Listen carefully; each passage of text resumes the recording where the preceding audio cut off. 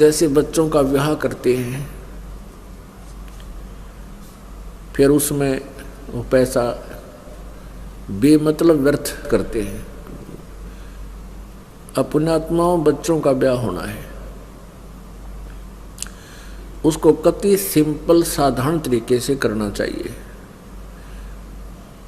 उसको कितनी बकवादों पर ले गए हम, कितने डीजे बजाने लग गए, फिर नाचा सारा परिवार कंजरा की तरह बाहर खड़ा हुआ गली में, बाण भी, बेटी भी, माँ भी, बाप भी, भाई भी, सारे जुलूस काटने। काल का तो ये उद्देश्य है कि इनको इतना निर्लज कर दूं और इतना कुबज में बांट दूं कि ये भगवान की तरफ झांकें को नहीं। खूब पैसा लगाते हैं, कोई शराब पिलाते हैं और बेमतलब के आइटम और वो दहेज रूप में देते हैं।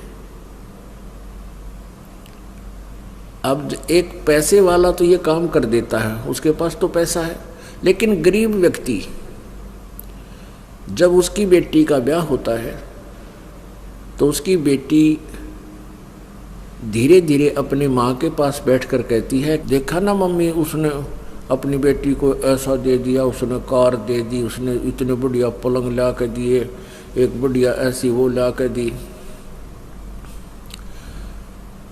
तो माता समझ जाती है कि बेटी की उत्सुकता है कि मैं भी ऐसा ही कुछ लेकर जाऊं।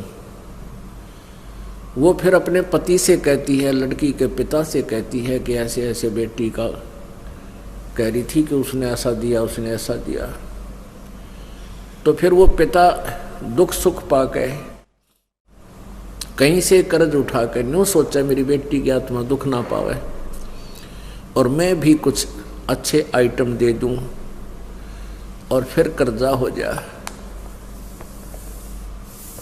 अपने आत्माओं एक विशेष बात ध्यान रखा करो, क्योंकि हम सत्संग में आते हैं तो इसका असर भी होना चाहिए। ये बातें कहन सुन की नहीं है, ये कर पाड़न की है।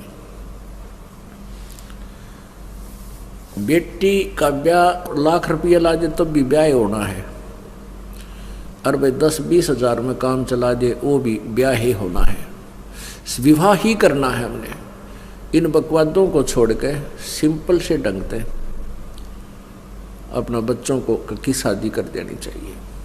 आजकल क्या है कि जैसे बारात आती है, निरा ये वनस्पति घी वो भी डुप्लीकेट घटिया से घटिया लाते हैं और लड्डू जलेबी बर्फी आइटम मिठाई बनाते हैं। खाने वाला भी बीमार और बेमतलब व्यर्थ होता है वो पैसा। तो इसलिए हमने बहुत सिंपल वे से बच्चों का ब्याह करना चाहिए, जिससे क्या होगा कि हमारी आधी टेंशन मिटेगी। अब पहले जैसे लड़की युवा हो जाती है तो माता पिता की नींद हराम हो जाती है, कहाँ से पैसा लाएंगे, कैसे बेटी ब्याहेंगे। और फिर मान लीजिए वो लड़की का ब्याह कर भी दिया और कुछ सामान आपने दे दिया दहेज का, वो जाती है वहाँ क्या देखती है कि उसकी जेठानी उससे कुछ ज़्यादा आइटम ला रखे हों दहेज में, तो फिर उस परिवार वाले रह रह कर टोकते हैं, देख या बड़े वाली तो इतना लाई थी, उसने इतना लाई, देखियो कितना सामान लाई। चाहे यूँ भी ना कहें कि तू कुछ ना लाई तो भी वो बेटी डिप्रेशन में आ जाती है। तो इस काल का उद्देश्य ये है कि इनको चैन दिन रात ना हो, ये भगवान भक्ति करें नहीं, आपस में ऐसे जल भुनकर ये अपना जीवन व्यर्थ कर जाए। पुण्यात्माओं कुछ सोच के हमने स्टेप उठाने पड़ेंगे। समाज में कुरीतियाँ बहुत घनी होगी, विकार बहुत ज़्यादा आगे है, इन सब को धीरे धीरे समाप्त करना है। अब यहाँ हम शादी कराते हैं परमात्मा को साक्षी करके, परमेश्वर की वाणी के माध्यम से। 5-4 भक्त आ जाते हैं, दोनों बच्चों का सहयोग जोड़ देते हैं, यहीं खाना खाते हैं जैसा भी भंडार में बना हुआ होता है, और अब अपने घर चले जाते हैं। विवाह ही करना है, विवाह ही कराना है। संयोग तो परमात्मा ने जोड़े रखे थे, उन बच्चों के संस्कार पहले ही जोड़ रखे थे। हम तो सूखी ड्रामाबाजी करके उनको और कहर बना लेते अपने ऊपर, खर्चे बढ़ा बढ़ा कर। तो इस प्रकार हमने इसको बहुत ही ऐसा साधारण सा बनाना है जिससे हमारे ऊपर बेटी बोझ ना बने। अब कैसा जुल्म हो रहा था पीछे, बेटियों को गर्भ में मरवाने लगे थे, गर्भ के अंदर ही मरवा देते थे। कारण यही था कि दहेज, और ये लोग इसे भेड़िया हो गए थे। एक गांव में बताते हैं कि एक लड़के की प्रथम शादी हुई, वो फौज में लग गया, तो अच्छा धन दिया उसने अपनी बेटी को, बेटी वाले ने। तो कहते हैं उस लड़की को कुछ दिनों के बाद उस परिवार ने मार दिया।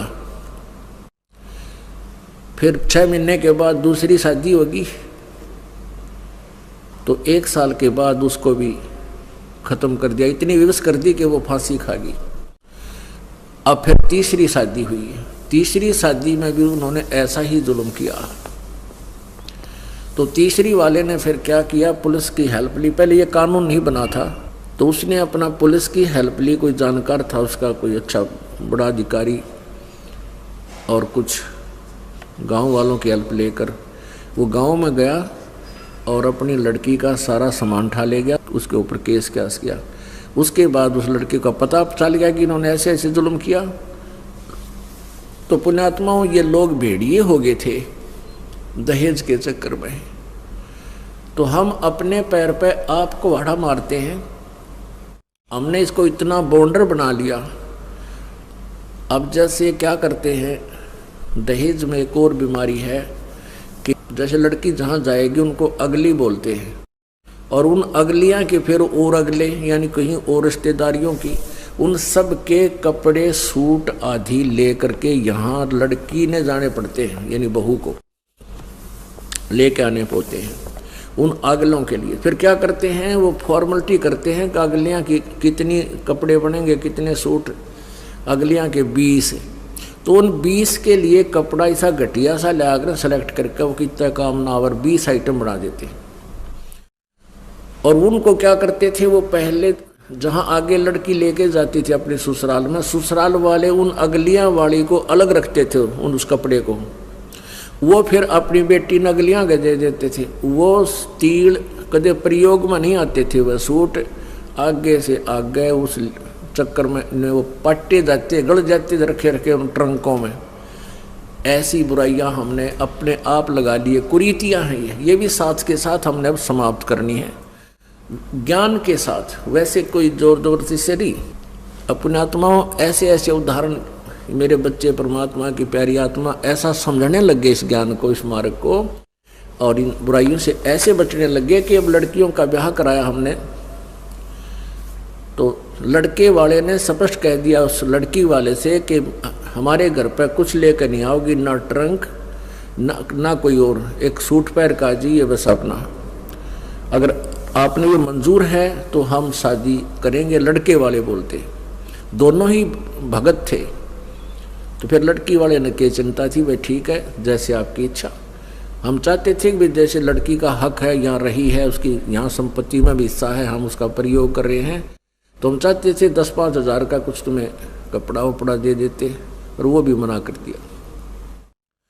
ऐसे ही दूसरी लड़की, यहीं वो भक्त सेवा करता है, कृष्ण भक्त कृष्णोड़े थे, उनकी 2 लड़कियों की शादी हुई, और दोनों ही लड़के वाले इतने भाग्यवान, उन्होंने कुछ नहीं लिया और अपने आप उन लड़कियों के लिए ट्रंक, जो उन्हें अलमारी चाहिए, कोई बेड, आप मोल ले आए।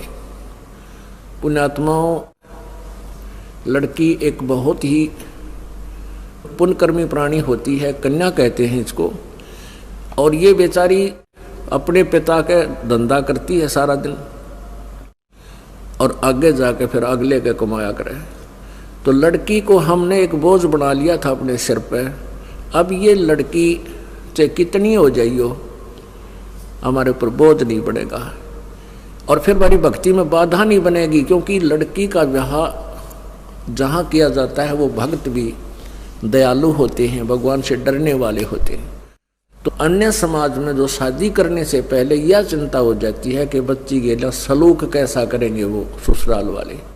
10वें दिन फोन आ जाता है लड़की का कि सासू ने बोली, ससुरा ने बोला, और ननंदिया बकवाद कर रही है। और भक्तों में जब शादी हो जाएगी, अगर वो भक्त होंगे, उनमें दया होती है, वो कोई इस प्रकार की टॉर्चर उस लड़की के साथ नहीं करते। तो इस प्रकार पुण्यात्माओं आपका भी जीवन सफल होगा और बेटी जिसने ब्याह दी वो माता पिता भी अपना सुख का सांस लेते हैं। इस प्रकार हमने इस भक्ति के साथ साथ इस बोझ को हल्का कर लेंगे। फिर हमने 20% दौड़ धूप करनी पड़ेगी पेट के लिए। अब हम 99% पेट के लिए धक्के खाते फिरते, फिर भी पूरा नहीं हो रहा, क्योंकि हमने अपने साथ बकवाद घड़ी लगा ली। ब्याह शादी में कार लेंगे, कार देवांगे, फलान देवांगे, फिर कोठी बड्डी गाड़ांगे, फिर भात बना लिया ऐसा जुगाड़।